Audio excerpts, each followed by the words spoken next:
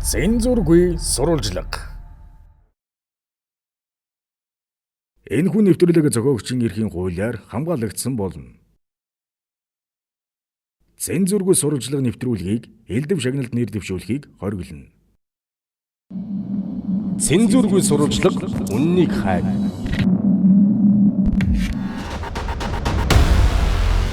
Баянхонгор аймаг дахь ашиг сонирхол авлигын сүлжээ.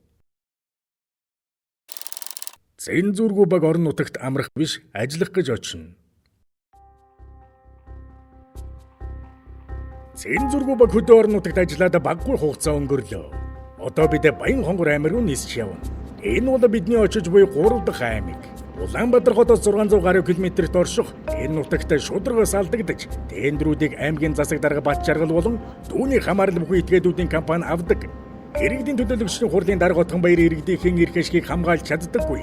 Иргэдийн төлөөлөгчдийн хурлын дарга аймгийн засаг дарга нар нь хувийн компаниас 100 сая төгрөгийн авилга авсан байж болзошгүй хэрэгт авилгатай тэмцэх газарт шалгагдаж байгаа билээ. Энэ аймагт өндөр үнийн дүнтэй тендерүүдийг дарга нарын компаниас оршин туудаг тухай мэдээлэл ирсэн юм. Дулааны цахилгаан станцгүй учраас Өвөр хангай аймагт нүүрлэж байсан агаарын бохирдол уурын зуухны эзэрхийлэл Монлийн аймагт бий. Хотыг бодвол хөдөө орон нутагт хууль бус үйл ажиллагаа үнэхээр газар авсныг бидний утсан аймаг бүхэн нотолсоор байгаа.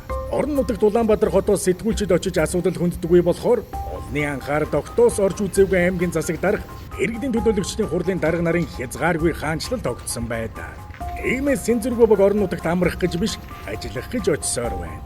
Үзэгч та бүхний өмнө одоо Баянхонгор аймгийн бодит үнэн дэлгэгдэх болно.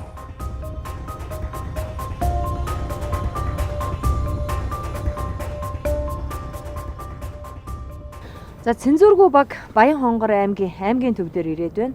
За Баянхонгор аймагт эрен сурвалжлага нэвтрүүлэг хийх болсон гол шалтгаан нь гэвэл аймгийн удирдлагууд засаг дарга иргэдийн төлөөлөгчдийн хурлын дарга болон түүний удирдлагын багт ажилладаг ихэнх дарга нар нь авилгатай тэмцэх газар шалгагдаж байгаа. За тэд эрх мэдэл албан тушаалаа ашиглан бусдад давуу байдал олгодог, хясан боогдуулдаг, авилга нэгтдэг. За Монгол ардын намын харьяалалтай л эзэнтэй компани байвал тендер шалгаруулдаг. Иргэдийн төлөөлөгчдийн хурлын төлөөлөгч нарын компаниудыг тендерт шалгаруулдаг. За улсын төсвөөс хөрөнгө оруулалт нэрээр Баянхонгор аймаг дээр тендерийн үнийн дүнг ахиулж тавиулдаг. За үүнд нь Баянхонгор аймагаас улсын их хурл сонгогдсон. Элдв учир ихээхэн нөлөө үзүүлж сангийн сайд хүрэл батраар дамжуулан хөрөнгө оруулалтыг эрс нэмэгдүүлсэн. Хөрөнгө оруулалтыг нэмэгдүүлсэн тендерийн үнийн дүнг өсгсөн. Тендерийн үнийн дүнг өсгөнө гэдэг нь одоо авилга, албан тушаалын хэрэгтэй нэгт холбоотой гэсэн ийм хардлагууд байгаа учраас цензургүй баг Баянхонгор аймгийг зорьсон. Бид энд аймгийн иргэдийн төлөөлөгчдийн хурлын дарга, за аймгийн засаг дарга, газрын дарга, за санхүү төрийн хэлтсийн дарга гэд маш олон дарга нартай уулзсан, иргэдтэй уулзсан, сумдаар ажиллана. Баянхонгор аймаг бүхэлдээ Монгол ардын нам засаглаж байгаа.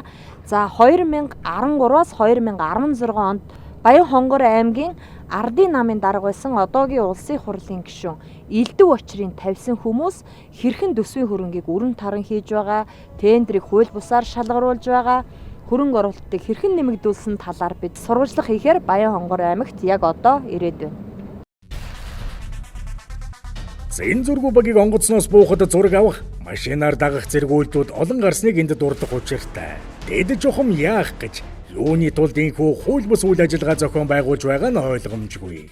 Хүнийг нууцаар тагнах, дандах, бичлэг хийх нь эрүүгийн хуулиар заасан гэмт хэрэг гэдгийг мэддэггүй болол та.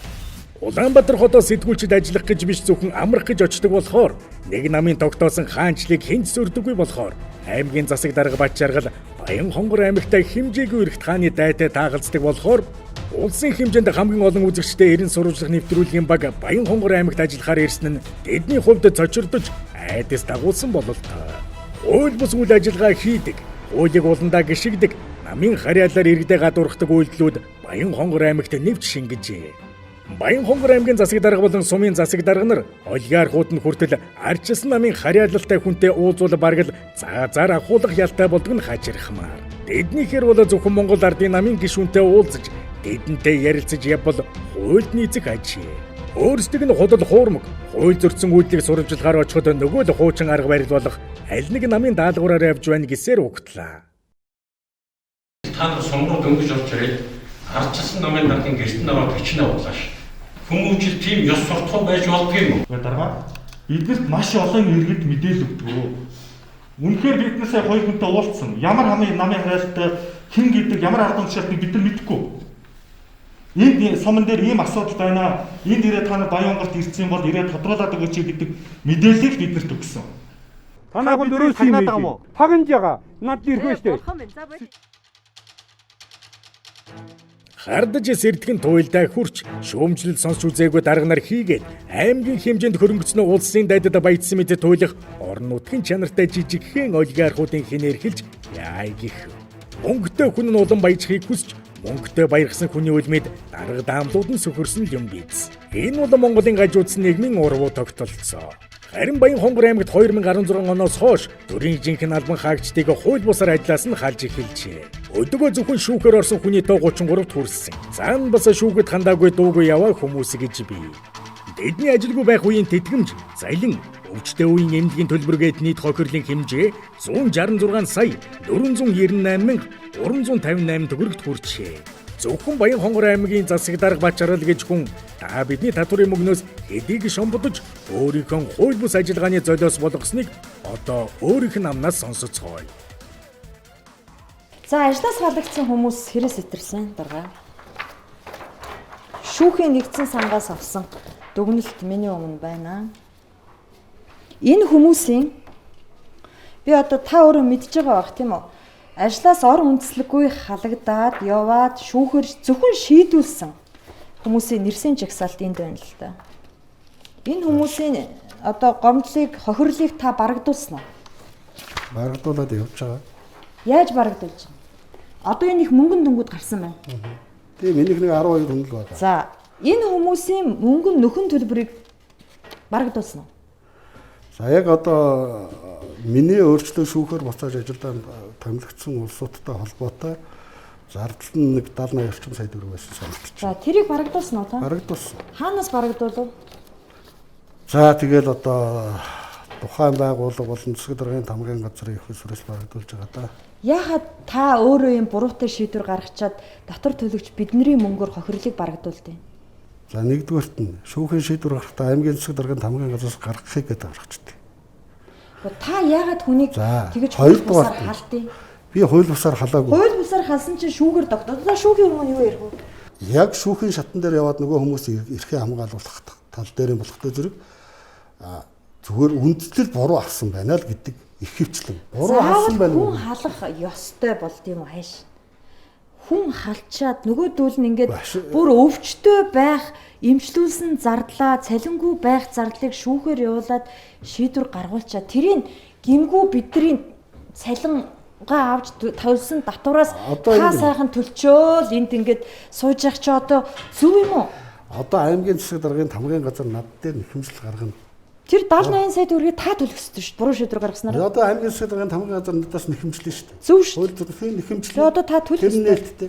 Тамгын газар нэхэмжлэх юм бол би тэрнийг төлж л таарч тийм үү? Та төлөх ёстой шүү. Яхаараа миний төлсөн мөнгнөөс та энэ буруу шийдвэр гаргаснаар төлөөсөө шүү. Манай нэвтрүүлгийг үзэж байгаа жирийн ард түмэн хөлсөө урсгаж наад мөнгөний чинь татвар төлдөө шүү. Гэтэл та энд нэг баа хүмүүс залчил одоо ингээд бити санаа зов өдр гэдэл ингээд ээж болохгүй шүү дээ.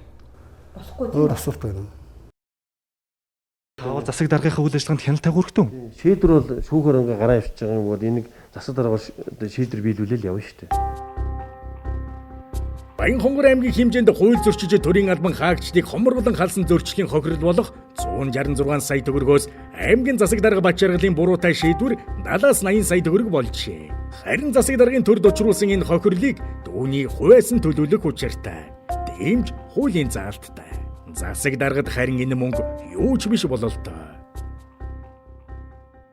Тамгын газар нэхэмжлэх юм бол би тэрнийг төлж л таарчтай тийм үү? Та төлөх ёстой шүү. Яхаараа миний төлсөн мөнгнөөс та энэ шийдвэр гаргасан. Та энэ дээр битээ санаа зов. Энгийн иргэд хөлсөө туслуулан байж ажиллаж татвараа төлдөг. Харин тэдний шудраг хөдөлмөрийн үр дүнд төлсөн татварыг Бачаргал мэтийн завхарсан засаг даргын буруутай шийдвэрийн төлөөс болгон төлсөн байна. Та бүхэн боддоо зөвхөн Баянхонгор аймгийн удирдлагууд тэр дундаа засаг дарга Бачаргал намын харьяаллаар өөртөө таалагдахгүй хүмүүсийг ажлаас халсны төлөөсөнд улсын төсвөөс 166 сая төгрөг гарчээ. Уг нь энэ мөнгийг цагдаа, цэрэг, эмнэлгийн ажилтнуудын цалин нэмэхэд зориулсан бол гэсэн эмзэглэл төрнө.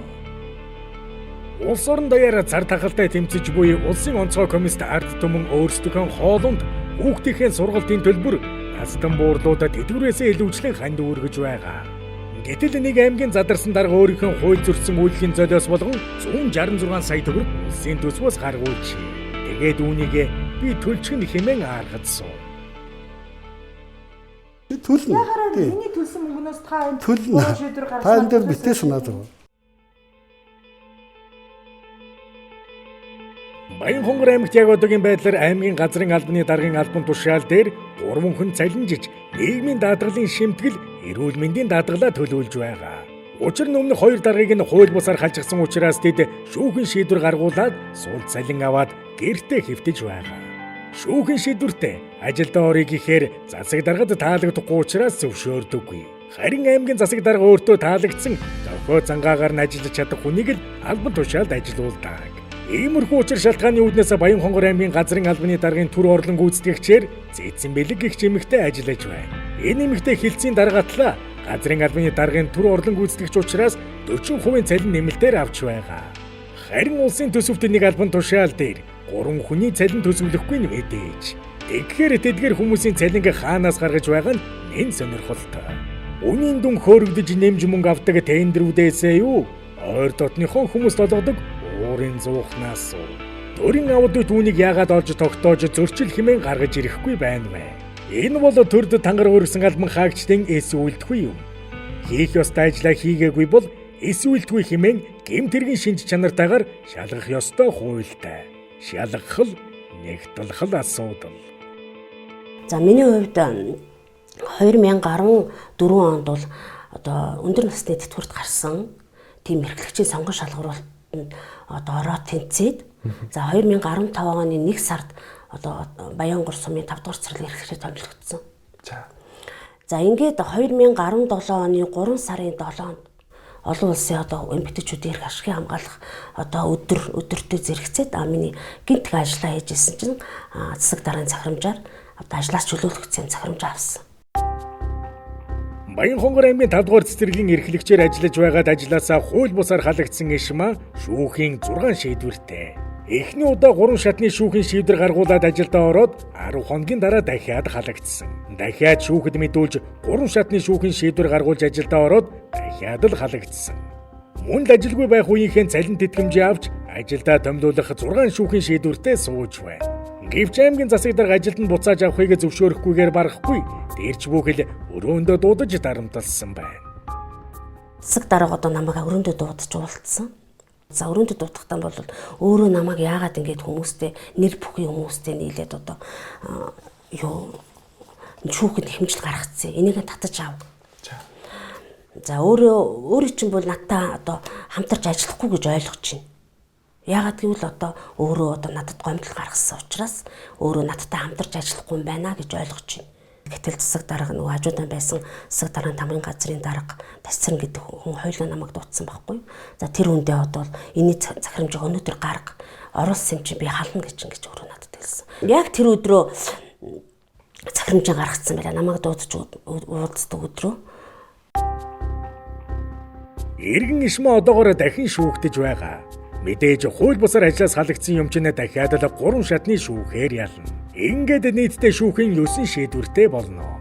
Гэвч ажилдаа орж чадах хэсэг нь эргэлзээтэй. Баянхонгор аймагт л хэмжээгүй эрхт хаан суусан засаг дарга Батчаргалд шүүхийн шийдвэр юу ч биш. Бас хүний амьдрал юу ч биш ээ. Хойд би бол цалингийн зээлтэй байсан тий. Цалингийн зээл төлөхөд бас айгүй бэрхшээлтэй болсон. За манай гэр бүлийн хүмүүс маань удирдлын ажил хийдэг. За ажил нь бол 4 сараас нэг 10 сар 11 сар хүртэл байдаг. За миний хувьд л өөрөө одоо ерөнхий боловсролын сургууль сурдаг 3 хүүхэдтэй байсан тухайн үед. За ингээд жил дамнаад ингээд явхад том хүүхэд минь 12 дугаар ангид төгссөн. Одоо эдийн засгийн хувьд ингэж байгаа. За сэтгэл санааны хувьд бол үнэхээр одоо миний хувьд бол 20 жил ингээд өглөө өрт босоод ажилдаа ингээд явдаг байсан бол өглөө босоод цонхоор харна. Бас уйлн байрн тий. Хүний амьдралд бол янз янз зээл юм тохиолдсон. Тэгээд үнэхээр бол сэтгэл санааны хохирлыг бол үнэхээр одоо үнэхээр одоо хэлж баршгүй. Дараагийн хохирогч Баянхонгор аймгийн эрүүл мэндийн газрын даргаар ажиллаж байсан Наран Туяа. Тэр бас л хууль бусаар ажлаас халагдсан. Мөн л шүүхийн 3 шатны шийдвэр гарч ажилдаа эргэж орсон. Гэвч аймгийн засаг дарга Бачаргал Баянхонгор аймгийн засаг даргын тамгын газрын дарга буюу төрийн албаны зөвлөлийн салбар зөвлөлийн дарга Даш Цэрнаар аймгийн нэгдсэн эмнэлгийн даргаыг ажлаас нь чөлөөлүүлж оронд нь Нацагдорж гэдэг Монгол Ардын намын гишүүнчлэлтэй хүнийг тавьж Наран Туяаг дарамтлж. Наран Туяа нь хуулийн дагуу ажиллана гэдгээ илэрхийлж засаг дарга Бачаргалын томил гэсэн хүнийг томилоогүй учраас дарамт шахалтад өртөн ажлаас халагдах эхлэл нь болсон байна. Яг тэр одоо утсаар нэгдсэн эмнэлгийн даргаыг томил одоо яг тэр хүнийг томил Нацагдоржийг томил гэсэн зүйлүүдийг бол хэлж байсан. Тэгээд тэр нь бас зүрхэндээ би нэх яваагүй сүүл рүү гом бол үнэхээр надад тийм одоо сэтгэл зүйн хувьд бол тийм дарамттай санагдах болсон. Засаг дарга бол надад 3-4 удаа над руу Нацагдоржийг томил гэж ярьж байсан нь бол тийм надад тэр нь бол дарамттай байсан. Гэхдээ Нацагдорж гэдэг хүн маань өөрөө аймгийн иргэдийн хурлын төлөөлөгч. Тэгээд Монгол Ардын намын гишүүн. Гэтэл эмнэлгийн тусламж үйлчилгээний тухай хуулийн дээр нэгдсэн эмнэлгийн даргын одоо шаардлага ийм юм шаардлагын дотор бол тэр нам бос байна гэдгийг заасан байсан. Энэ мэтэр ажлаас халагдсан хүмүүс олон. Бид бүгдээрээ хамгийн багадаа гэхэд 3 шатны шүүхийн шийдвэртэй яваа. Гэвч ажилдаа эргэж орж чадахгүй. Шалтгаан нь ердөөл засаг дарга Бачаргалд таалагддаггүй. Бас Монгол Ардын намын гишүүн биш учраас тэр Баянхонгор аймагт бүр шүүхийн 20 гаруй шийдвэртэй 7 жил ажиллаа хийгээгүй боловч яг л ажилтай мэт цалингаа авч нийгмийн даатгалын шимтгэл эрүүл мэндийн даатгалаа төлүүлж яваа нэгэн хүн бий. Тэрбээр цаасан дээр төрийн удирдах албан тушаалд ажиллаж байгаа хэмээн цалин авдагч тэр ажлаа 7 жилийн турш хийгээгүй. Дарга болгон түүнийг хууль бусаар халдаг. Гэвч бүх шатны шүүх түүний талд шийдвэр гаргадаг. Гэвч дарга нар түүний ажлыг хийлэгдэггүй. Тэгэхээр тэр хүний цалинг хаанаас өгч байгаа хэрэг вэ? Улсын төсөв болгон үрлэгэн дандаа алдагдaltaй гардгийн хамгийн энгийн жишээ энэ болсон. Төрийн албаны тухай хуулийн тэр үндсэн хуулийн ганц ерөөс хэрэгжихгүй л энэ хүний эрхийг ерөөсө уландаа ашиглаж ийн л гэж би бодож байна. Надтай адилхан одоо яг тухайн үед яг 2015 оны биш 17 оны 3 сард одоо надтай ажилтсан бас нэг өндөр насны төрд гарах төгссөн нэг эрхлэгч байгаа. Тэр бол бас айгүй хохирсон. Тэр эрхлэгч маань ерөөсөө л ажлаа хүлээлгэж өгөөл маргааш нь ерөөсөө даралт хараад гэртээ өнгөрөөд очсон. Тэгээ олон хугацааны туршид бас эмчилгээ дамжлагаа хийлгээд одоо бол эрүүл сар сайхан л байгаа. Ер нь бол зүгээр нам дагсан тийм албан тушаал байна гэж би ойлгохгүй байсан, боддогчгүй байсан. Нам төрийн жинхэнэ албаагч намаас ангид байна гэж төрийн албаны хуулийн дараа байгаа. Би төрийн жинхэнэ албаагч байсан. Тэгээд тэр хүрээнд л би үйл ажиллагаа явуулдаг гэсэн. Гэтэл үгүй юм байна. Заавал тэр ямар ч албан тушаал гассан бай, намын харьяалтай байх ёстой юм байна гэдгийг л ясмахандаа шингэл мэдэрж байна да. Жирэмсний амралттай байгаа энэ багшийн оронд зөвхөн хичээлийн жил дуусаад 2 сараас 6 сар хүртэл 4 сар ажиллах юм сонгож шалгуулалтанд орсон.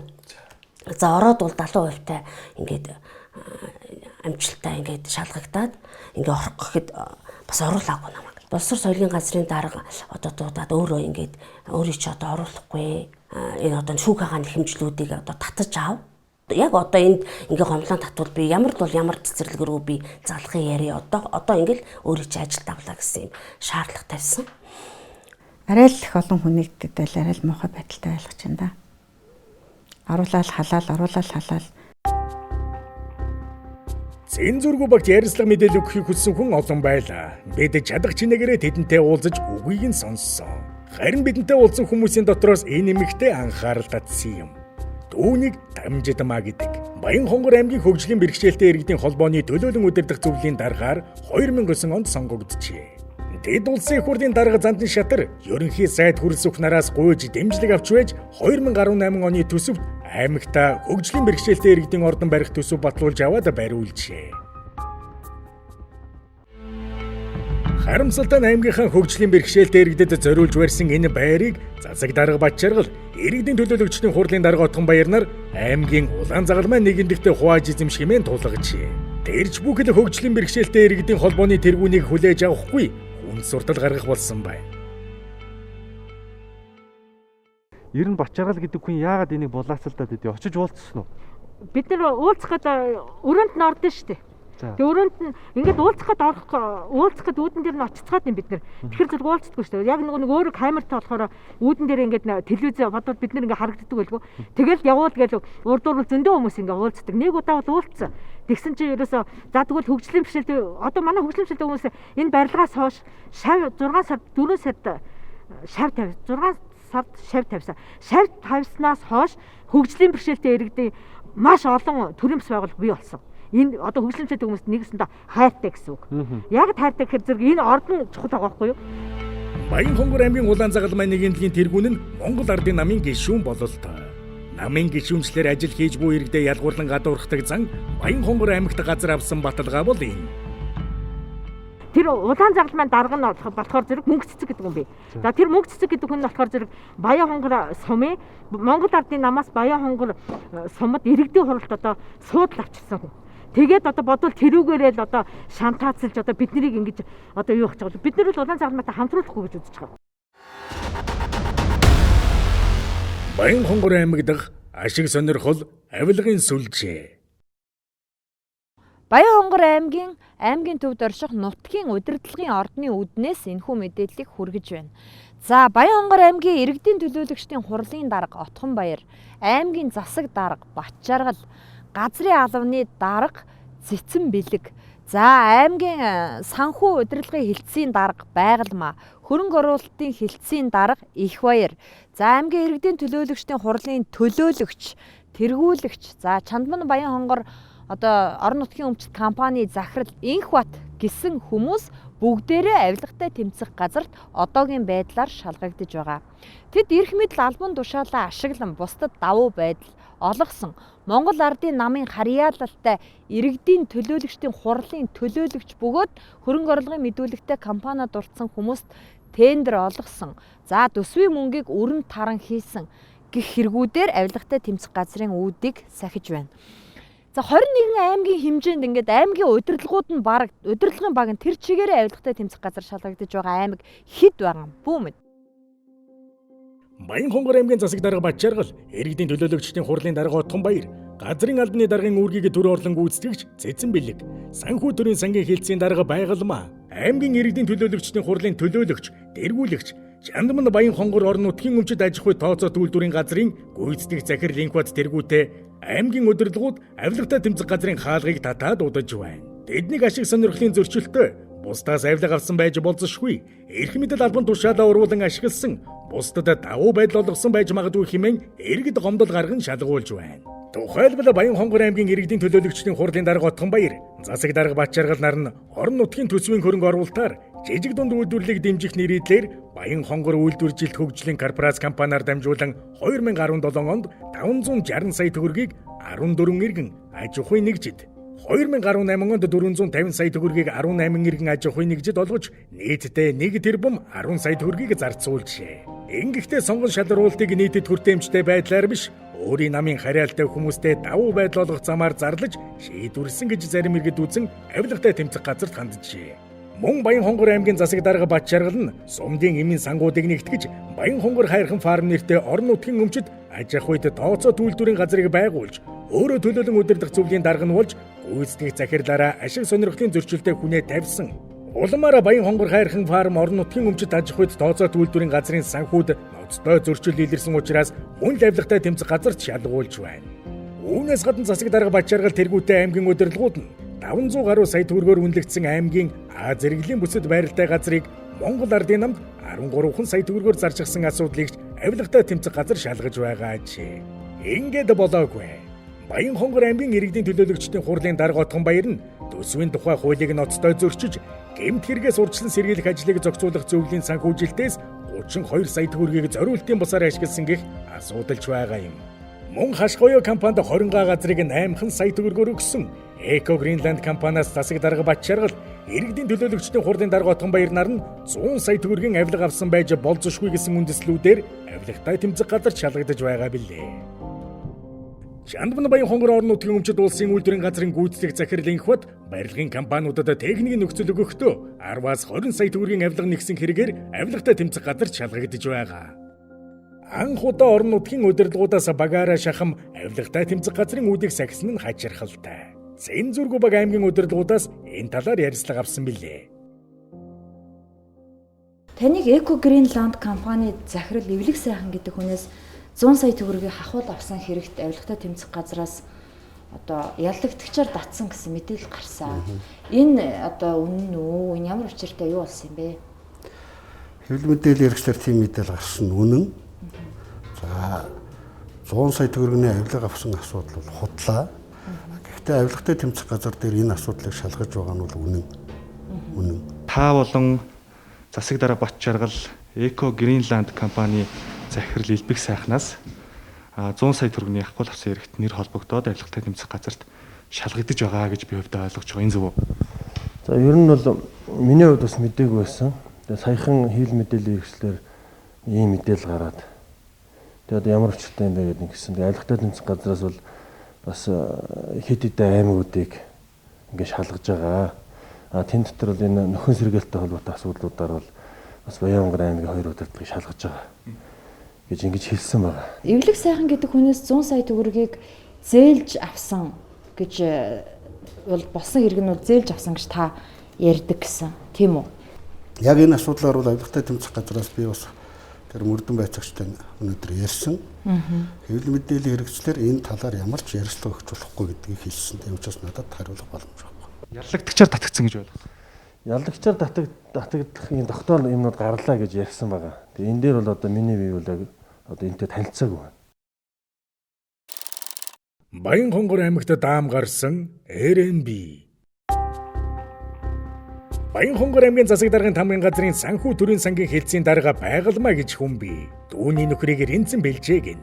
Тэрбээр аймгийн иргэдийн төлөөлөгчдийн хурлын төлөөлөгч хийгээд дэргүүлэгчээр ажилдаг. Байгалмаа рэнцэн бэлжээ нарын хөрөнгө орлогын мэдүүлэгт РНВ гэх компани бий. Энэ компани аймгийн хамгийн өндөр үнийн дүнтэй улсан байсан спорт цогцлборын барилгыг барих тендерт ялсан. Тендерийн үн 9 тэрбум төгрөг. За та бүхний харж байгаа энэ гарказ бол 9 тэрбум төгрөгийн өртөгтэй гарказ. Энэ гарказ цаашаа баригдаад улсын спорт зохицолборын барилга болох юм байна. За энэ гарказыг Баянхонгор аймгийн иргэдийн төлөөлөгчдийн хурлын төлөөлөгч Эрдэнэсэн Бэлжээ болон түүний эхнэр засаг даргын тамгын газрын санхүү төрийн сангийн хэлтсийн дарга байгалмаа нарын 100% эзэмшдэг РНБ гэх компани барьж байгаа. За та бүхэн бодоод нэг үзээрэй.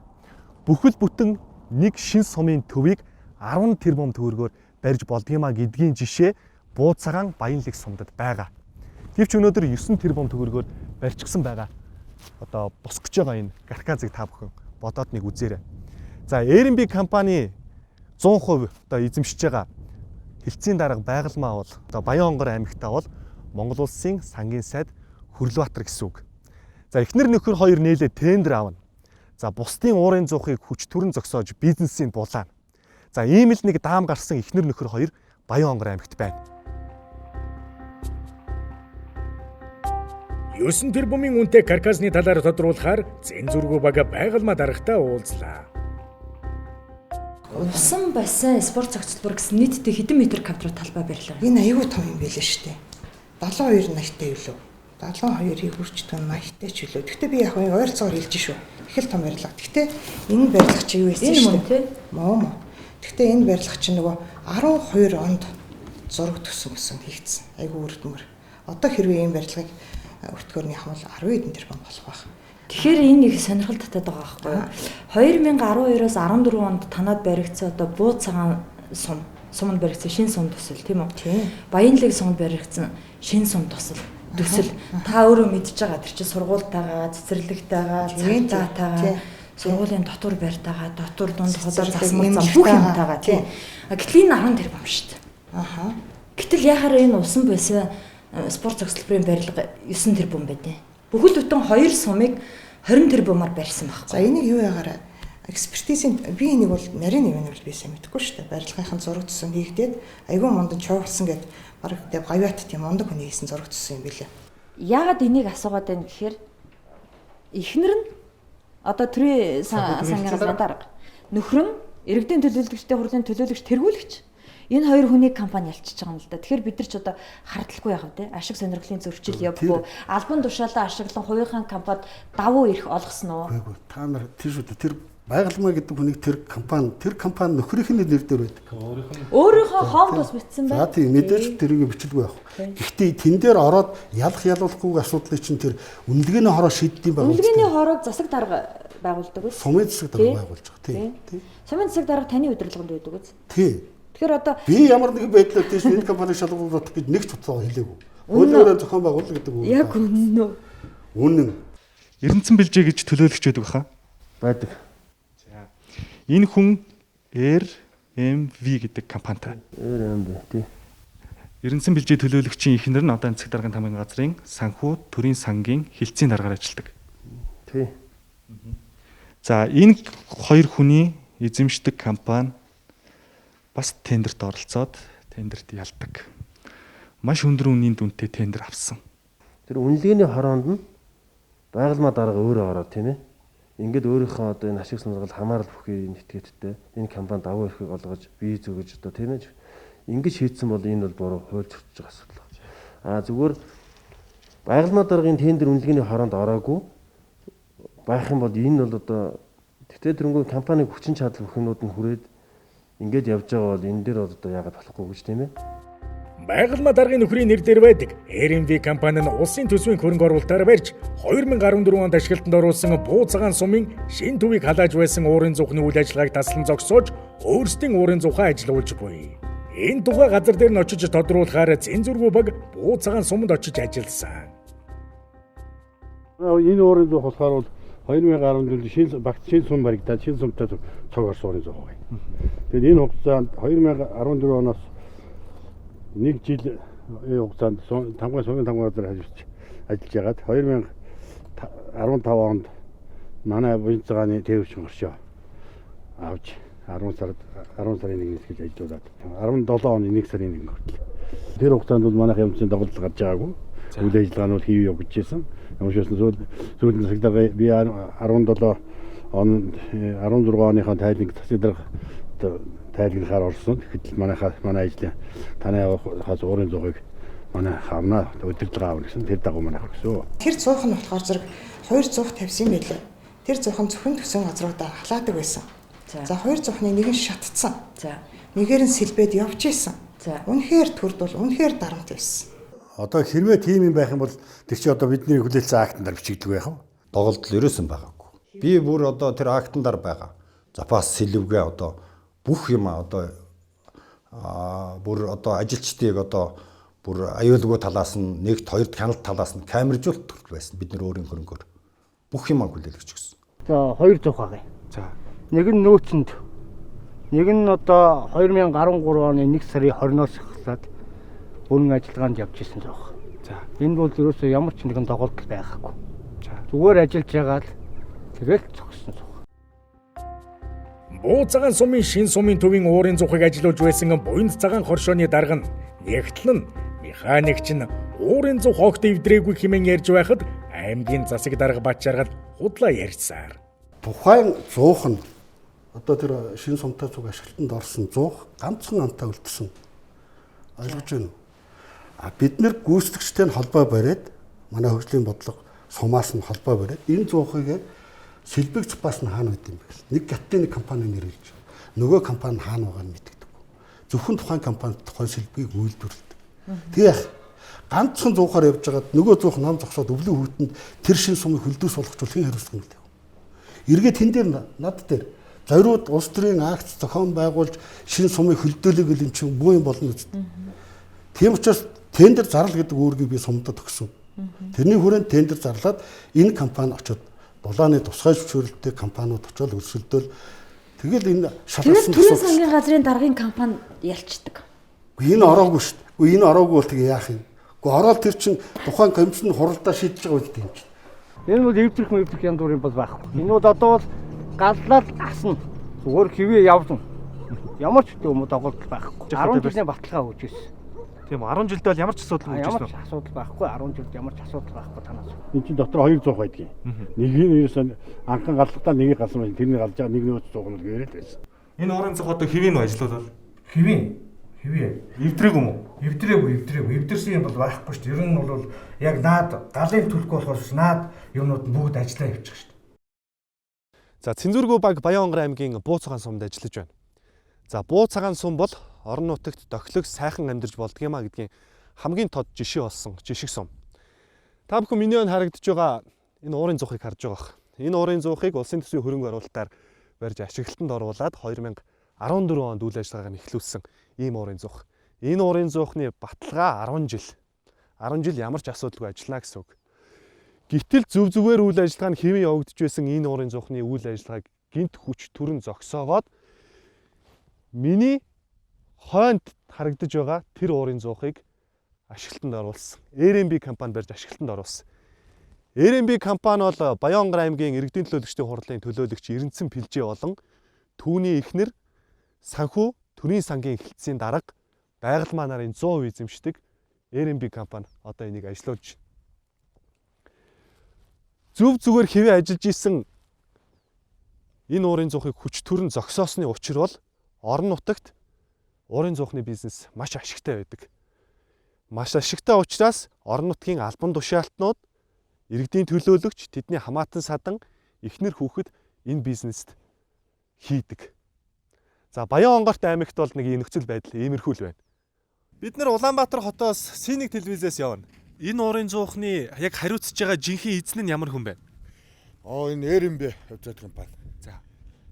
Энэ нэг иргэдийн төлөөлөгч Эрдэнэсэн Пилжээ, тэгээд нэг засаг даргын хамгийн газрын хилцээний дарга байгальмаа нарын компани мөн өмч биш үү? Мөн. Аха. Уралд энд байсан нэг уурын зуухыг бас та ажиллуулж исэн тийм ээ? Тий. Тэр уурын зуухыг яасан юм бэ? Тэр уурын зуухнаас хэвэр юм баг шүү дээ. Аха. Эвдэрч гимцсэн юм байгаа юм уу? Байхгүй.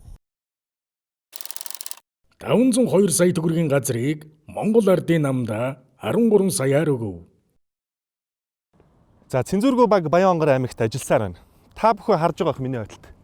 Энэ барилгад баригдаж байгаа газрыг цагтаа 500 сая төгрөгөөр үнэлж байсан газар.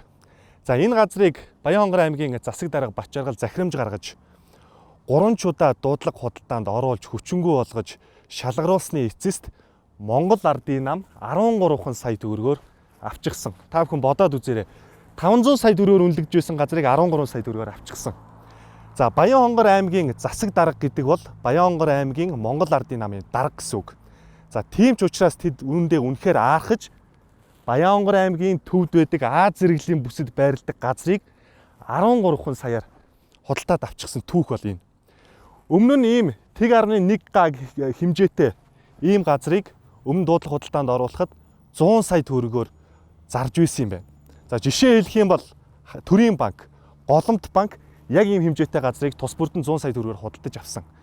Гэвч Монгол ардын намынхан Аз зэрэглэлийн бүсэд байрладаг энэ газрыг 13 сая төгрөгөөр худалдаад авчихсан. Одоо ингээд өнөөдөр намынхаа барилгыг барьж ийн гэж та бүхэн бодоод үзээрэй. Энэ шудраг уу? Баянхонгор аймгийн төвийн Аз зэрэглэлийн бүсэд орших 1000 м квадрат талбай бүхий газрын дуудлага худалдааг 3 удаа зохион байгуулсан байдаг. Эхний дуудлага худалдаагаар уг газар 500 сая төгрөгт хүрсэн ч авсан эзэн нь мөнгө төлж чадаагүй хэмээн дуудлага худалдааг хүчингүй болгожээ. Хоёр дахь удаагийн дуудлага худалдааны үр дүнд Монгол ардын нам уг газрыг 30 сая төгрөгөөр авсан байна. Гэвч дахиад л мөнгө төлж бараагүй. Ингээд өвөл буюу 11-р сард газрын дуудлага худалдааг дахин зохион байгуулсан байна. Газрын албаны мэргэжилтнүүд дуудлага худалдааг аль болохоор өвөл зохион байгуулдаггүй. Учир нь өвлийн улиралд газрын үн буудаг байна. Гэтэл аймгийн засаг даргын захирамжаар дуудлага худалдааг зохион байгуулах комиссийн дарга Цэцэн Бэлэг 11-р сард буюу өвөл дуудлага худалдааг зохион байгуулснаар мөн л Монгол ардын нам 13 сая төгрөгөөр уг газрыг авч ялалт байгуулжээ. Ингээд 502.5 сая төгрөгт хүрсэн газар 13 сая төгрөгөөр Баянхонгор аймгийн Монгол ардын намд очсон нь нэ. За Цензургүй баг Баянхонгор аймагт Баянхонгор суманд ажиллаж байгаа. За бид одоо аймгийн газрын албаны гадаа ирсэн байна. За энд ирдэг учир нь болохоор Баянхонгор сумын төвдөх одоо жишээ нь Аз зэрэглэлийн бүсдэх газрыг 3 удаагийн дуудлага худалдаа зохион байгуулсан байдаг. За дуудлага худалдаа зохион байгуулах захирамжийг аймгийн засаг дарга Бачаргал гаргасан. За дуудлага худалдаа 3 удаа болсон. 3 удаа болсон дуудлага худалдааг газрын албаны дарга цэцэн бэлэг зохион байгуулсан. Эхний удаа 500 гаруй сая төгрөг болсон. За дуудлага худалдааг хүчингүй болгосон. Хоёр дахь удаага дахиад зохион байгуулагдсан. За энд Монгол ардын нам ялсан. 30 сая төгрөгөөр газрыг авсан. Гэвч одоо мөнгө хугацаанд нь төлөөгүй гэсэн одоо шалтгаанаар дахин цуцлсан. За эцэст нь 11-р сард дахин дуудлага худалдааг зохион байгуулж 13 сая төгрөгөөр Монгол ардын нам авсан. За эндээс ийм зүйл харагдаж байгаа. Аймгийн засаг дарга Монгол ардын намын дарга нь. За иргэдийн төлөөлөгчдийн хурлын дарга мөн Монгол ардын намынх. За иргэдийн төлөөлөгчдийн хурлын тогтоолын дагуу аймгийн засаг дарга захирамж гаргасан. Аймгийн засаг даргын захирамжаар газрын харилцааны албаны дарга нь дуудлага худалдааг зохион байгуулсан. 500 гаруй сая төгрөг хүрсэн газрыг 13 сая төгрөг болтол нь 3 удаа дуудлага худалдааг цуцлаж, унгаж Монгол ардын намд өгсөн энэ хэргийн талаар одоо газрын харилцааны одоо газрын албаныхын дарга цэцэн бэлгээс асуухаар бид ирээд байна. Ингээд дотгошоорой.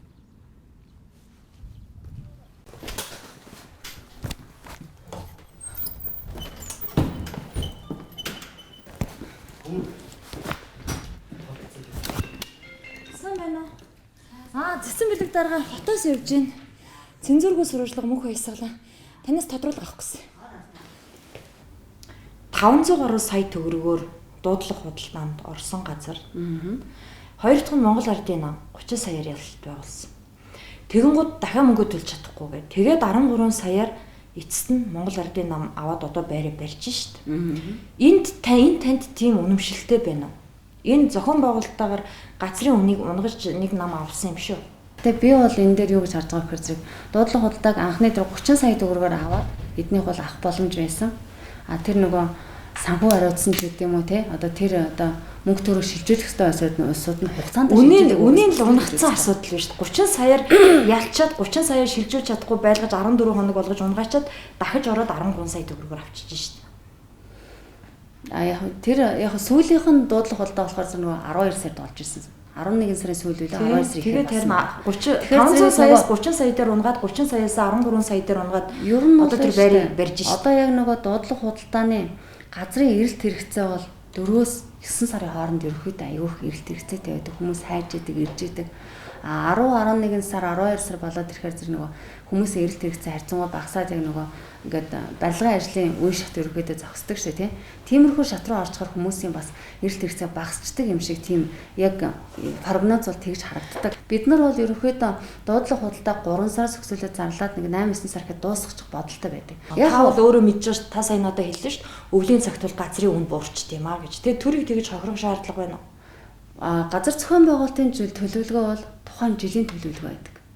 Тухайн жилийн. Тэгэхээр зэрэг тэр жилдээ бид нар тэр төлөвлөгөөгөө хангаж ажиллах эсвэл одоо бүр хүчингү болох юм бол одоо бүр ингээд дуудлага явагдаад байхгүй болох юм бол дараагийн жилд нь одоо дахиад оруулаад дахиад нэмэлтээ боловсруулаад явдаг байхгүй тий. Тэгэхгүй ягаад өвлийн сар та өөрөө сайн хэллээ ш. Та энэ салбарт 20 гаруй жил ажиллаж байгаа мэргэжлийн боловсон хүч, бэлтгэгдсэн боловсон хүч. Тэгсэн байж яхаараа өвөл газрын үн унахад дуудлага худалдааг дахин зохион байгуулж тухайн жилийнхаа бид нэр төлөвлөгөөгөө хангахын тулд болохгүй бол төр ашигтай хувилбараар бол дараагийн онд шилжүүлж болно гэж таасаа хэллээ ш. За тэгэхээр бид нар бол 18 оныхоо төлөвлөгөөгөө хангахын тулд дуудлага худалдаан 3 дахь удаагаа газрын харилцааны мэрэгчлэн байж 11 сард үн ундаг гэдгийг таасаа өөрөө хэллээ ш. Ягаад тэр үн унсан гэдэг чинь энэгээр илэрхийлэгдэж харагдаж байгаа байхгүй юу? Ерөнхийдөө та 20 гаруй жил ажилласан мэдчихлээ ш. Монгол ардын намд илт давуу байдал олгоод газрын дуудлага худалдаа 3 удаа зохион байгуулад 2 удаа хүчингүй болгоод маш хямдханаар өгсөн гэдэг хардлага байна да. Та үнэлгээний комиссийн дарга та энийг зохион байгуулсан. Танд магадгүй хэн үүрэг өгсөн бэ? Таныг үнэлгээний комиссид оруулсан хүн бол аймгийн засаг дарга Бачаргал шүү дээ. Захирамжаар. Аймгийн засаг даргын захирамжаар томилогддог үнэлгээний комисс. Тэрнийхэн дагуу үйл ажиллагаа явуулсан байна. Энэ Монгол Улсын энэ хөгжил төвчлийн төлөө энэ аймаг группийн хөгжил төвчлийн төлөө аймаг байгуулагдсан цагаас хойш мөр зөрчилд явж байсан Монгол ардын нам төрийн гаргасан нэхэмжлэлээр гишүүд дэмжигчдийнхаа хувь хөрөнгөөр барьсан байрыг төрд хураалгачаад булаалгачаад хэзээ тийм юм болсон юм? 2014 оноос хуулаад тухайн засаг дарга нэхэмжлэл гаргаад танай нам байраа хураалгацсан. Одоо энэ сууж байгаа уран тухвар байр. Тэгээ та тэр нам хэдэн онд танай нам байраа хураалгасан гинэ? 15 онд хураалгацсан. Тийм үү? Тэгээд улсын дэш хүртэл яваад. Энэ 3 давхар байр. Шүүхтэр нотлох баримтын хэмжээнд 450-60 мянган төгрөг тухайн үеийн бүр ингээд нэхэмжлэхээр ил байж байгаа. Өгөөд тооцоолоод ийм мөнгө гаргацсан. За 750 мянган төгрөг гэж байгаа. Үлдсэн төрөөс гарсан юм байна. Энийг хүлээн зөвшөөрөө. Нэг давхраач гэсэн тэгвэл намдаа аваад үлдэхсэн өгөөгүй шүү дээ. Улсын ч тэгээд байргүй. Тэгээ арай харамсалтай үү. За тэгээд 15 онд байраа хураалгачаад ардын нам байргүй арай дэндүүл байсан гэж байна та. Түүний юм чи одоо өөртөө бид нэр юу түрээслээ л үү. Тэгээд та 500 хэдэн саяын газрыг 13 сар намдаа өгсөн юм уу те? Би өгөөгүй. Энд чинь дуудлага худалдааг зохион байгуулсан юм уу та? Би захирамжаар томилогдсон ажлын хэсэг дуудлага худлаа хуулийн хүрээнд зохион байгуулсан. Гэтэ дарга таны наад ярианаас чинь манай нам 15 онд одоо энэ нутгийн удирдлагын ордон байгаа энэ байраа хураалгацсан юм чинь арайчтэй би ингээд намдаа нэг газар өгчөд юу болохгүй наа гэсэн нэг ийм санаа зохицоод байх шиг байна. Би буруу бодож байна уу? Хэрвээ хууль бусаар авцсан бол ямар нэгэн мөнгө төлөхгүйгээр тэр номд явдаг ном журмын дагуу явахгүйгээр ингээд авцсан бол хууль зөрчсөн гэж болно. Аймгийн төвийн А зэрэглэлийн бүсэд орших газрыг зарахын тулд 3 удаа дуудлага худалдаа зохион байгуулан байж хамгийн хямд үнээр Монгол ардын намд өгсөн учраас засаг дарга Бачаргал манай нам гишүүд дэмжигчдийн хандвар болсон байраа хураалгасан нь арай л хэтэрсэн үйлдэл болсон гэж тайлбарллаа. Намын байраа шүүхийн шийдвэрээр хураалгасан учраас намын байрны газартай болох нь зүйн хэрэг гэсэн логик засаг даргын үгнээс ойлгогдно. Цензургүй багийн талаар сонирхож шүүхийн шийдвэрийг олж үзсэн. Аймгийн төвд орших одоо нутгийн удирдлагын ордон байрлаж буй энэ байрыг 1977 онд буюу бүгд найрамдах Монгол ард улсын үед улсын өмч хөрөнгөөр барьж ашиглалтанд оруулжээ. Гэтэл уг барилгыг Монгол ардын нам өөрийн өмч хөрөнгөөр бүртгүүлж аваад дөрөд түрээсэлж байсныг 2012-оос 2016 оны иргэдийн төлөөлөгчдийн хурал нэхэмжлэл гарган дөрөд буцаан авсан түүхтэй ажээ. За миний ард байгаа энэ байр бол Баянхонгор аймгийн нутгийн удирдлагын ордон. За энэ нутгийн удирдлагын ордон 2016 оноос өмнө Монгол ардын намын эзэмшилд байсан. За тухайн үед иргэдийн төлөөлөгчдийн хурал болон нутгийн иргэд шүүхэд хандаж ээж нутгийн удирдлагын ордноо Монгол ардын намын мэдлээс авчирсан түүхтэй 3 шатны шүүхийн шийдвэртэй.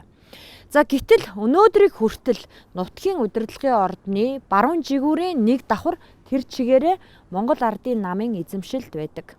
За давтвар төлөгч та бидний мөнгнөөс Монгол ардын нам руу шилжүүлж төр засгийн захиргааны зарим хэсэг нь энийг давхрын баруун жигүүрт байрлаж байгаа. Монгол ардын нам ашиг олдог, давтвар төлөгч бид нар Монгол ардын намд түрээсийн гэрээгээр төлбөрөө төлсөөр байгаа. За миний гарт байгаа энэ цаас бол Монгол ардын намын одоо энэ нутгийн удирдлагатай хийсэн гэрээ. Сар болгон мөнгө төлнө. Аймгийн нутгийн удирдлага.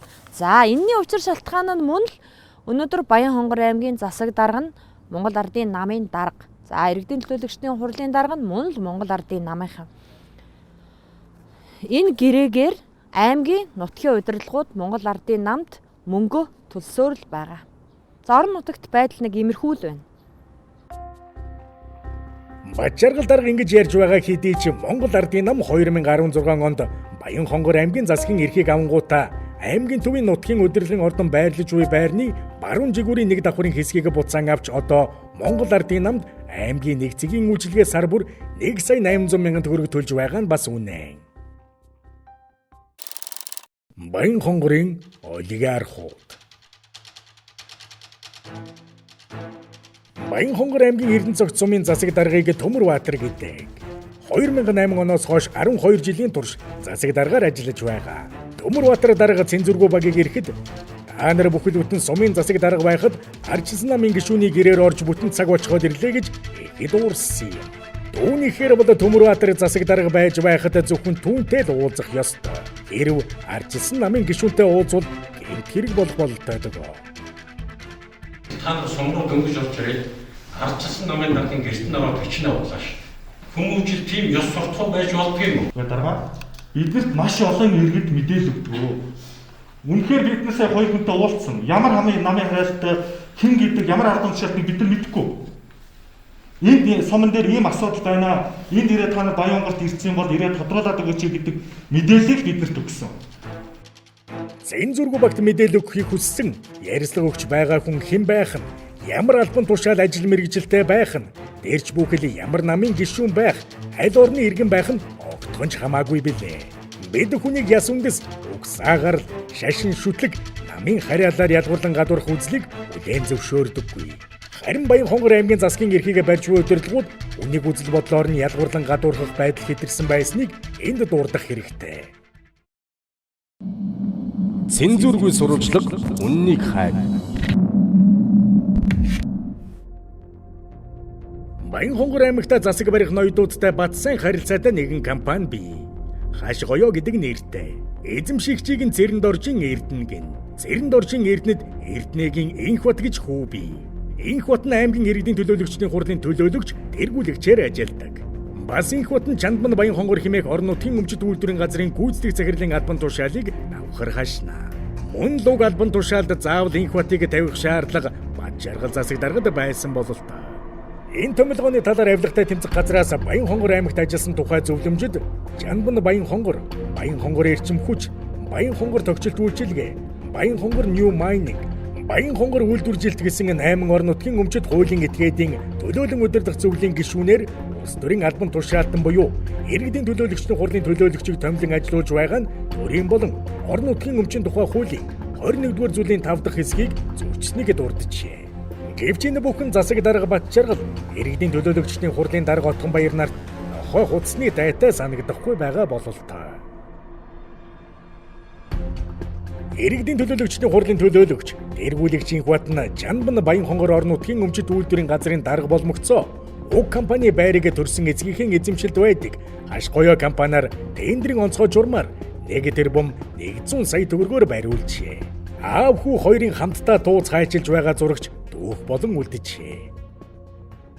Бид нар ийм чадвартай компани, орон нутгийн компаниудыг дэмжихгүйгээр чи надтай ашиг сонирхлын зөрчилтэй учраас гэдэг юм уу?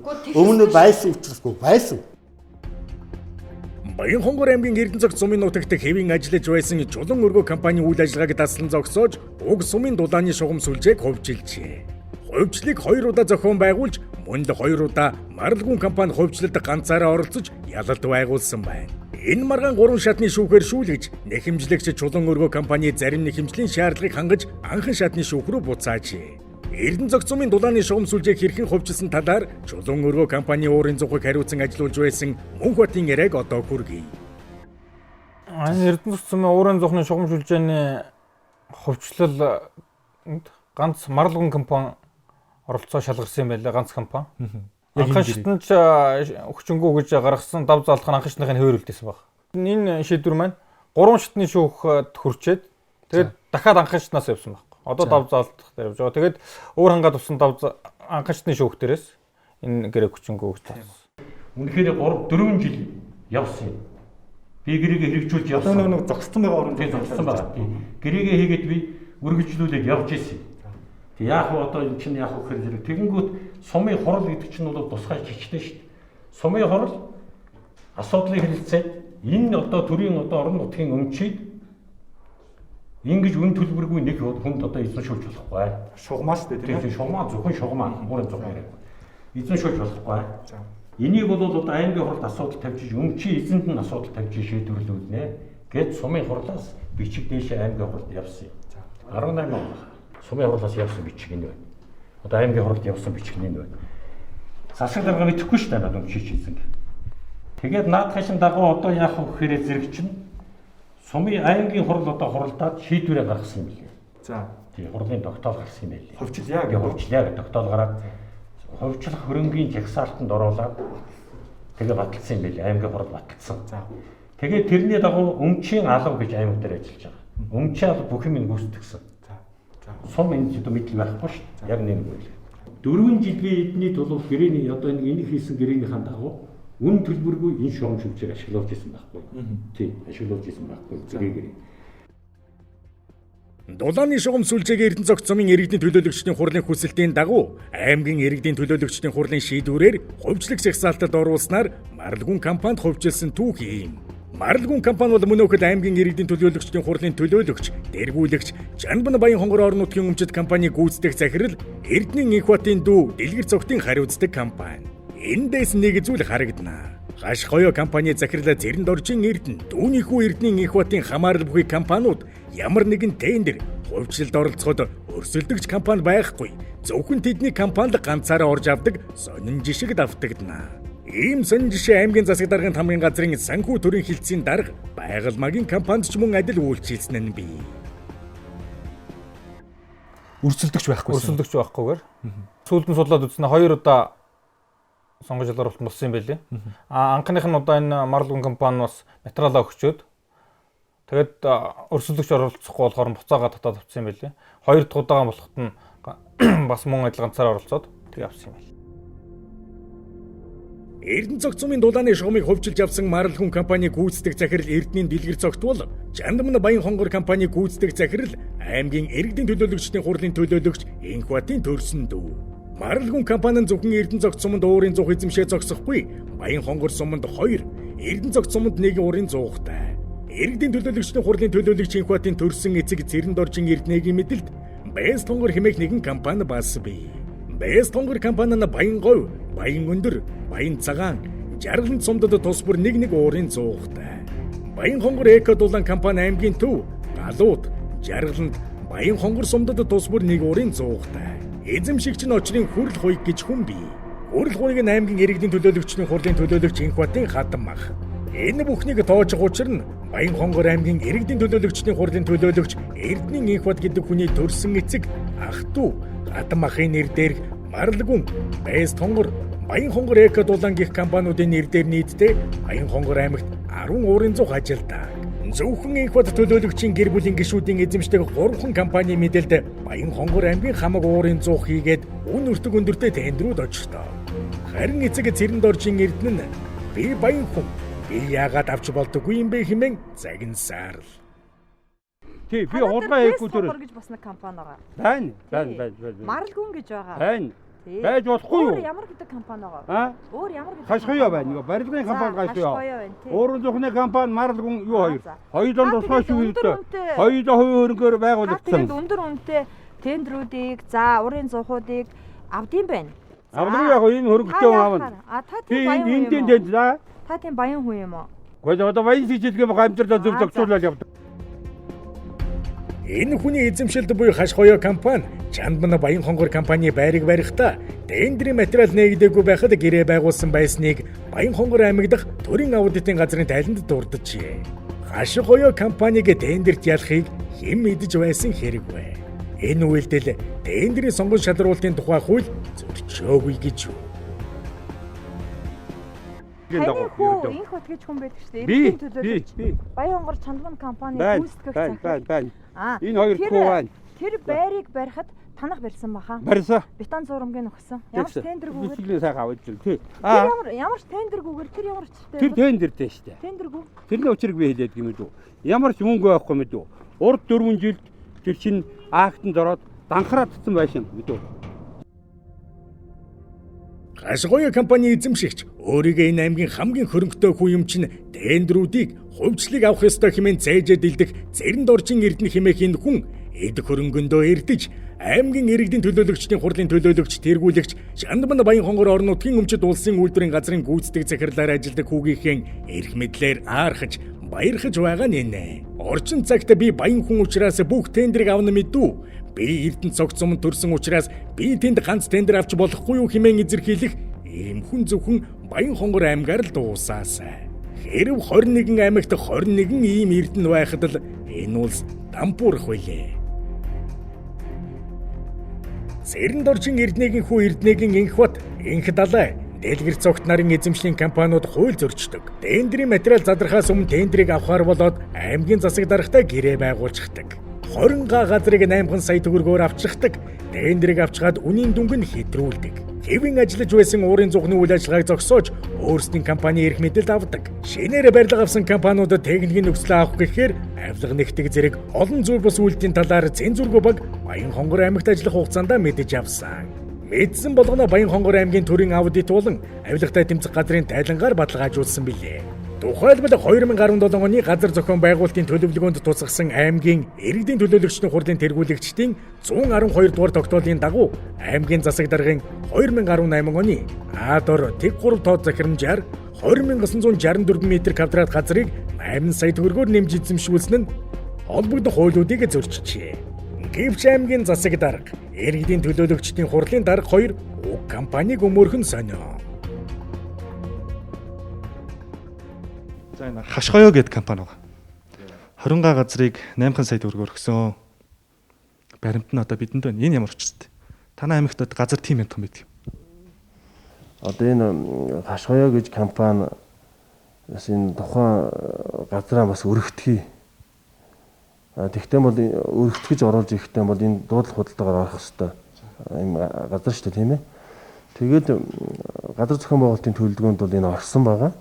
Тэгээд тэр компани бол одоо дуудлага худалдаанд ороод тэн дээр оролцогч ирээгүйгээр 8 сая төгрөг гарсан болов гэсэн ийм л одоо юу та миний мэдээлэл бол ийм мэдээлэлтэй. Би яг энэ дээр нарийн шинэ мэдээлэл бол ерөөсөн юухгүй мэдэхгүй байна. Аль 2015 оноос л тэр газар байшсан газар шүү дээ 14 5 он үед л ямар зөвшөөрлөгөөр. Тэр хашгоё гэдэг компани очиод уу? Тэр нь өмнө нь хогтой байсан. Тэр хогийг цэвэрлээл тэгэл иргэд өрснө тэн дээр тэр гадалбай гэж юм шиг. Харин манай зүгээс энэнийг хууль ёсны хэмжээнд болгож зохиох төлбөр мөнгийг төлөвлөж олгосон. Энэ асуудлыг бол авилгатай тэмцэх газар шалгасан. Биднээс асуусан. Гэтэ яг мөрдөн шалгах ажиллагаа авч тодруулах байдлаар бол асуусан. Одоо ямар шатнд байгааг нь мэдэхгүй. Цензургүй баг хашгоё компани удирдлагуудаа уулзахаар тус компанидаар очсон боловч Зэрэнд оржин Эрдэнэгийн хүү Инх Далай гэдэг хүн 9768 ОБТ улсын дугаартай Ланд 200 маркийн машинтай гарч ирсэн юм. Танах нөгөө энэ аймгийн тендерүүдийг хууль бусаар авсан гэдэг мэдээлэл. Тэр ус утгаад очиж ярьцаа. Та захирал руу ярьчих. Би үзэхгүй. Та захирал руу яриад өгч. Тэр дураар зурчихгүй шүү дээ танаа тий. Бид нар нөө тийм эрэхтэй. Миний захиалгаар яваад байгаа тэгээд арт түмний захиалгаар явж байна. Төрийн тендер тэр бичиг баримт тэгтэй дөрөв байж байгаа тэр үзэж компани хаарцаа юу. Тэр усуудаар нь үзээ. Над наа чи хамааахгүй. Тэг үзчихэ. Над байхгүй юм чи би гүйлсэн. Тэгээд та яагаад бидний цагийн тэгээд сэтгүүлчдийг мэрэгжлийн чиглэлээр биелүүлж явахт нь саад хэвэл эрүүгүй хуулийг ялтаа гэдэг та мэдгүй. Та тэр танд их инээдтэй байна те. Ой, дайрлаа ой.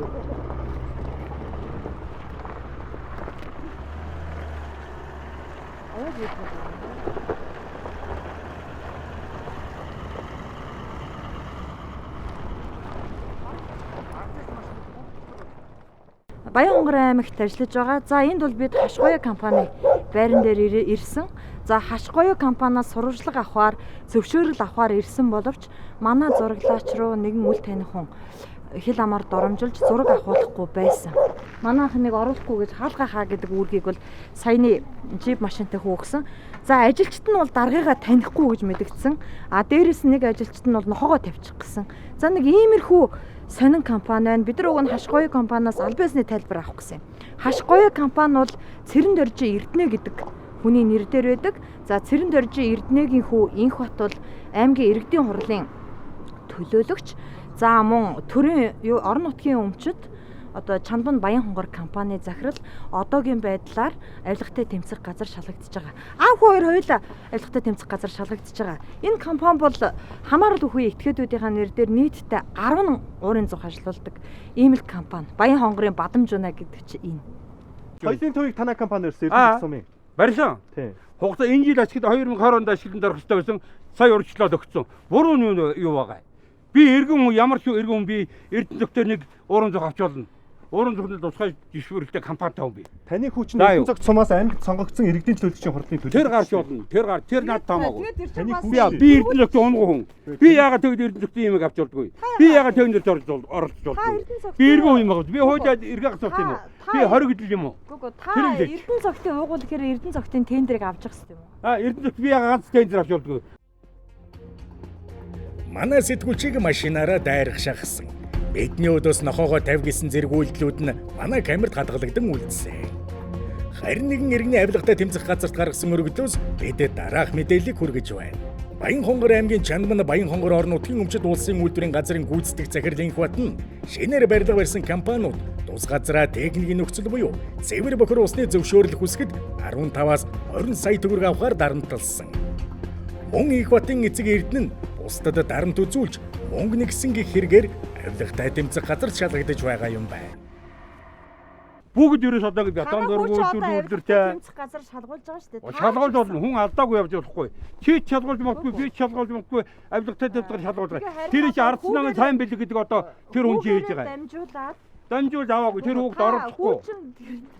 Би 3 том бос хүүхдээ гуруулаа хөөж өмөр хий. Зэрэнд оршин эрдэнэ өөрөө төдийгүй бас түүний хүү иргэдийн төлөөлөгчдийн хурлын төлөөлөгч, тэргүүлэгч, Чанбан Баянхонгор орон нутгийн өмчит улсын үйлдвэрийн газрын гүйцэтгэх захирлын хватнаар барилгын компаниудаас техник нөхцөл өгөхдөө авилга нэгснийг нь авилгатай тэмцэх газарт мэдүүлсэний төлөө хясан богдуулах замаар албан тушаалаа ашигласан. Тендерт оролцохдоо тендерийн материал зарлахаас өмнө гэрээ байгуулсан гэх зэргээр шалгагдаж байгаа билээ. Бачаргал даргын хамаарал бүхий хонгорын хөдөр компани. Баянхонгор аймаг бол алтны асар их нөөцтэй нутаг. Аймгийн алтны нөөц 4.5 тонн. Нийт 99 шорон орцтойгоос 29-ыг нь ашигладаг ажээ. Тиймээс Баянхонгор аймагт алтанд явж үзээгүй хүн гэж бараг байхгүй бизээ. Алтны шорон ордын нөөц ихтэй, олборлоход хялбар, зардал бага, борлуулахад төвөг чирэгдэл багтаа учраас гарааргаар алт олборлагчид олширчээ. Дээрч бүхэд 2018 онд тус аймагт алтны сорьц тогтоох, худалдан авах нэгцгийн үйлчилгээ нээж ажилуулахад хүрчээ. Энэ бүхнийг дурдах болсон шалтгаан нь аймгийн засаг дарга Бачаргалын төрсөндөө Батсингэл хонгорын хүдэр хэмээх хүдэр баяжуулах, алт салгах, боловсруулсан хүдэр гаргах чиглэлээр үйл ажиллагаа явуулдаг компани 16%-ийг эзэмшдэг. Цензургүй багийн талаар засаг даргаас асуухад тэрээр өөрөө хүртэл компаниас нь хувь эзэмшиж байснаа хүлээн зөвшөөрсөн. Та хонгорын өдөр компанийг мэдэх үү? Мэднэ. За. Энэ компанитай та бол ашиг сонирхлын зөрчилтэй тийм үү? Байсан одоо байхгүй. Яагаад байхгүй лээ? За, их ярил их урт түүх болно. Да тий би ер нь их урт түүхийг мэднэ. Та довчлоо яриараа. Их урт түүх болно. Тийм. За манай дүү анх тэн дээр хөрөнгө оруулалт нэг таны дүү юу те? Гончиг дөржин Батсингэл гэж хүн. За. Хөрөнгө оруулалт хийгээд. Аа. Нэг 40 сая төгрөгийн хөрөнгө оруулалт хийгээд. Авсан мөнгө өгсөн мөнгөө эргэж авч чадахгүй ч тэдний компани хувьцааг эзэмшдэг болсон байсан. За. Дараа нь би өөрийнхөө хөрөнгө оруулалтын мэдүүлэгдэд туссан байж байгаа. Ажилгүй буюу 2013 онд тухайн компани дүүгээсээ шилжүүлж аваад тэнд нэг 2 жил ажиллаад буцаагаад дүүдээ шилжүүлсэн юм л асуудал байна. Хонгорын хүдэр компани 44%-ийг эзэмшдэг Нанслын инх тайван нь хөх бүрдний их компанитай. Хөх бүрдний их компани нь аймгийн төвийн 2, 7, 9-р багийн нутагт баригдаж буй 12 жилийн сургууль буюу 640 хүүхдийн суулал бүхий сургуулийг барих 5 тэрбум төгрөгийн тендерт ялсан. Засаг даргын дүүтэй нэг компанид ажилдаг нь төлөөсөн эсгэд бид хардах хэрэгтэй. Энүүгээр л одоо нөгөө түүсэнд байсан гэдэг утгаараа 16%-ийг эзэмшдэг таны дүү Гончиг дөржин Батсингэл. За, энэ хүн Нанслын инх тайван гэдэг хүнтэй хонгорын хөдөр компанид хувь эзэмшдэг л дээ. За тийм. За, Нанслын инх тайван хөх бүрдний их гэдэг компанитай. Баянхонгор сумын 640 суудалтай сургуулийн барилгыг барих 5 тэрбум тендерийн бас ялсан байт. Өндөр үнийн дүн шүү дээ. 5 тэрбум орон нутагт. Түрүүн тэр байгалмаа даргын компани 9 тэрбумын тендерт ялсан байл.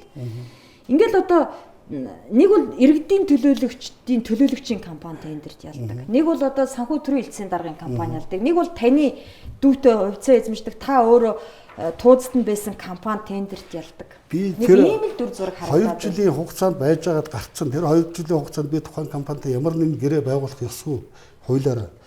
Тэр одоо энэ 2018-19 онд тендерт ялсан асуудал бол тухайн компани ороод явцсан. Надтай хуулийн хязгаарлалтын 2 жилийн хугацаанд хэтэрчихсэн. Баянхонгор аймгийн засаг дарга Бачаргалтай холбоотой бас нэгэн бодлоо бий. Баянхонгор аймгийн иргэдийн төлөөлөгчдийн хурлын тэргүүлэгчдийн 2017 оны 11-р сарын 6-ны өдрийн 132 дугаар тогтоол гарсан. Энэ тогтоолоор сумдын эмийн сангуудыг нэгтгэж Баянхонгор хайрхан фарм орон нутгийн өмчит аж ахуй тооцоо үйлдвэрийн газрыг байгуулж төлөөлөн удирдах зөвлөлийн дараагаар засаг дарга Бачаргалыг томилсон байдаг. Уг нь орон нутгийн өмчит аж ахуй тооцоо үйлдвэрийн газар бол сумдын эмийн санд чанартай юм бэлтгэлүүдийг үнийн хөөрөгдөлгүй нийлүүлэх үүрэгтэйгээр байгуулагдсан. Гэвч хэдэн дарга нарын мөнгө зөөвчүүлсэн газар болон хувирсныг аудитын тайлангаас харж болно. Аудитын тайланд дурдсанаар Баянхонгор хайрхан фарм орон нутгийн өмчит аж ахуй тооцоо үйлдвэрийн газар нь 1. 2019 оны 1-р сарын 5-ны өдрийн байдлаар нийт сумдын эмийн барааны эргэлтийн хөрөнгийн зөрүү нь 22 сая 623,257 төгрөг. 2. 21 объектын 24 сая 461,800 төгрөгийн эм тарианы хугацаа дууссан. 3. 7 сая 920,672 төгрөгийн үнэ бүхий эм тарианы хугацаа дууссан. 4. Тус байгууллагын дарга буян жаргал нэгтлэн бодогч улаанхүүнаар касын нураар дамжуулалгүй шууд чекээр 17 сая 775 мянган төгрөг авсан. 5. Байгуулагдсанаас хойш 22 аж ахуйн нэгжид 316.7 сая төгрөгийн өртөө. 6. 2018 онд шалгалт хийхэд 96 сая төгрөгийн зөрчил илэрч акт тавигдсан гэх мэт олон зөрчил илэрчээ. Орон нутгийн өмчөд аж ахуй тооцоо төлбөрийн газрыг энэ хэмжээнд ажилуулсан хариуцлагыг хэн хүлээх ёстой вэ? Мэдээж гүйцэтгэх захирал дүүндх хяналт тавихаар томилогдсон төлөөлөн удирдах зөвлөл дээр дундаа засаг дарга бачаргал байх ёстой. Аймгийн эрүүл мэндийн үзүүлэлт муугаараа улсдаа тэргүүлэх шахаж галдварт өвчин, хорд хавдар, бэлгийн замын өвчнөөр хүн ард нь өвдөж зовж байхад аймгийн засаг дарга хувийн хвшлийн ажлыг төрд булааж аваад өөрөө даргаар нь ажиллаж дампууруулчаад энэ үйлдэл өөрөө илрүүлсэн мэтэр ярьж сайрхад сууна. Үнэхээр одоо тэр тухайн компани дээр тавьсан алдаанаас болоод хитрхи дураараа ашигласан, хөрөнгө бэлдсэн хувьдаа одоо бас янз бүрийн байдлаар зөвчүүлсэн ийм асуудал гарсан учраас тухайн компани удирдлуудыг солиод явж байгаа. Компани удирдж ирсэн хүмүүст бол хариуцлага тооцоолох, за алдаа зөрчил тогтоодол гарах юм бол одоо шалгаж шийдэхээр хуулийн байгууллага руу хүртэл одоо өгсөн юмуд л байгаа. Энэ бол орон нутгийн өмч хөрөнгө хідэн дарга нарын гарын салаагаар урсан бодит дүр зураг. Гэтэл Баянхонгор хайрхан фарм орон нутгийн өмчөд аж ахуй тооцоо төлбөрийн газрын төлөөлөн удирдах зөвлөлийн дарга засаг дарга бачаргал нь гүйцэтгэх захиралд хариуцлага тооцсон гэж эвнэг сууж байна. Төлөөлөн удирдах зөвлөл яах гэж байдгийг, ямар үүрэгтэй байдаг гэдгийг бачаргал дарга мэддэггүй болол та. Ямар тач орон нутгийн өмчийг ямар ч хяналтгүй шамшигдуулсан асуудлыг хууль хяналтын байгууллага шалгаж байгаа. Нутгийн иргэд аймгийнхан удирдлагуудын энэ мэт хууль зөрчсөн идэж уусан асуудлыг авилгатай тэмцэх газарт шалгуулахаар өгчээ. Ингэхэд аймгийн засаг дарга бачаргал иргэдийн төлөөлөгчдийн хурлын дарга отхон баяр нар нь улсын их хурлын гишүүн элдв очрын шууд нөлөөнд байдаг хүмүүсээ. Учир нь элдв очир 2012-оос 2016 онд Баянхонгор аймагт амьдарч Монгол Ардын намын даргаар ажиллаж байсан билээ. Тэр 2016 оны сонгуулиар намаа ялуулж өөрөө улсын их хурлын гишүүнээр сонгогдож аймгийн бүх удирдлагыг томилох ажиллагааг гардан хийжээ. Харин 2017-оос 2018 оны хооронд болсон Монгол Ардын намын улсын их хурл дахь бүлэг хагарч 60 тэрбумын хэрэгт холбогдож улсын их хурлын даргаас огцорсон Мьегомбын их хурлын фракцд орсон элдв очир гишүүн улсын их хурлын дарга Зандан шатартай дөнжин хагарсан сураг бий. Тийм учраас өөрийнх нь тавиулсан аймгийн засаг дарга иргэдийн төлөөлөгчдийн хурлын дарга нар нь авилгын хэрэгт холбогдсонд элдв очир их л дургүй явдаг гэж Баянхонгорчууд ярьсан. Тэрч бүхэл аймгийн гэмт хэрэгээс урьдчилан сэргийлэх төсөв цуулгаж өгсөн 32 сая төгрөгийг иргэдийн төлөөлөгчдийн хурлын дарга отхон баяр дур мэдэн төсвийн тухай хууль зөрчиж 2018 оны 7 дугаар сард улсын их хурлын гишүүн элдв очрын тойрогтой зохион байгуулсан хамтдаа аянд хандив тусламж болгон зарцуулжээ. Тиймээс гэмт хэрэгээс урьдчилан сэргийлэхэд огтхон ч мөнгө зарцуулаагүй гэсэн гомдол авилгатай тэмцэх газарт очсон байдаг. Энэ хууль бус үйлдэлийг батлах мэт Баянхонгор аймагт гэмт хэргийн гаралт 2016 онд 356 байснаа 2017 онд 563 болж огцом өссөн бол 2018 онд 581, 2019 онд 642 болж таван үзүүлэлт нь өсчээ. Энэ хэргийг одоогоор авилгатай тэмцэх газар шалгаж байгаа юм байна. Бас нэгэн хачиргалтай мэдээ гайхаж төрүүлнэ. Баянхонгор аймгийн 2018 оны өрсөлдөх чадрын үнэлгээнд эзэлтийн ерөнхий шалгалт өгсөн боловсролын үнэлгээгээр Баянхонгор аймаг 21 аймгаас 21-т жагсжээ. Улсын хэмжээнд боловсрлоор ийхүү сүүл мушигсан нь аймгийн боловсролын газрын даргаар бачаргал засаг даргын ангийнхан найз мөнхөд томилогдсонтой ч холбоотой байж мэдэх юм.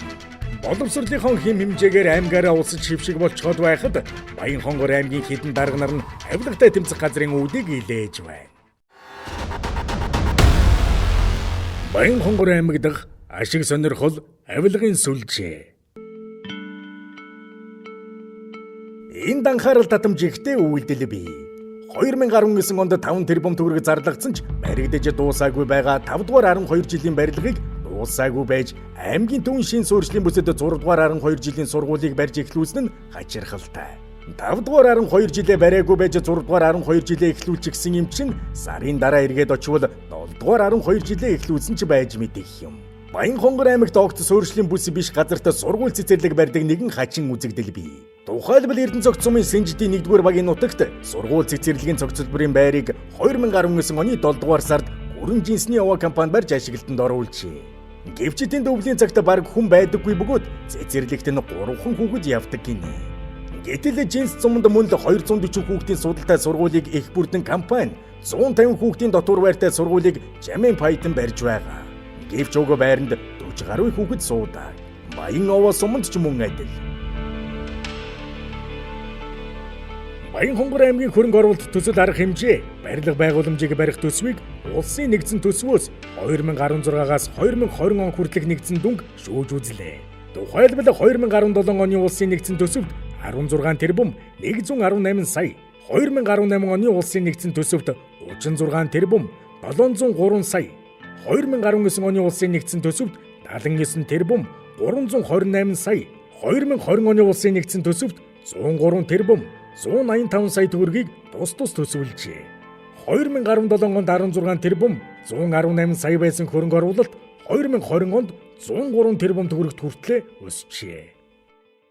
Баянхонгор аймагт ажиллаж байх энэ хугацаанд Баянхонгор аймагт төсвөөс хөрөнгө оруулалттай нэрээр огт ашиггүй, огт хэрэглэгддэггүй сургууль цэцэрлэг барьсан. Тендерийн үнийн дүнг их хэмжээгээр өсгсөн гэсэн ийм байдлуудыг бид ажигласан. Магадгүй үүгээрээ Монгол Ардын нам сонгуульд ямар нэгэн хандив авахгүй байх нөхцөл бололцоог бүрдүүлсэн байх магадaltaй. Учир нь Монгол улсын ерөнхийлөгч улсын төсвийг батлагдах бүрт ямар ч шаардлагагүйгээр хөрөнгө оруулалтыг өсгсөн байна гэдгээр бол одоо хориг тавьж ясныг та бүхэн санаж байгаа. Ингээ Баянхонгор аймгийн удирдлагын багаараа тэр чигээрээ эрх мэдэл албан тушаалаа ашигласан хэрэгээр яг одоо авилгатай тэмцэх газарт шалгагдаж байна. Баянхонгорт авилга албан тушаалын зууд нүүрлэж, ард түмэн нь өвчнөд баригдаж, байгаль ханган алт толборлагчдын гарт явж, хүүхэд залуучууд нь боловсрлороо адагт үнэлэгдэж байна. Энэ хэний буруу вэ?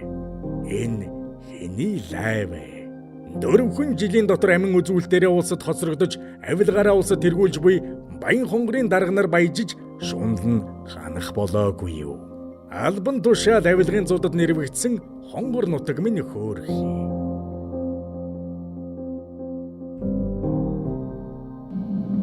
Цензургүй сурвалжлага үннийг хайг.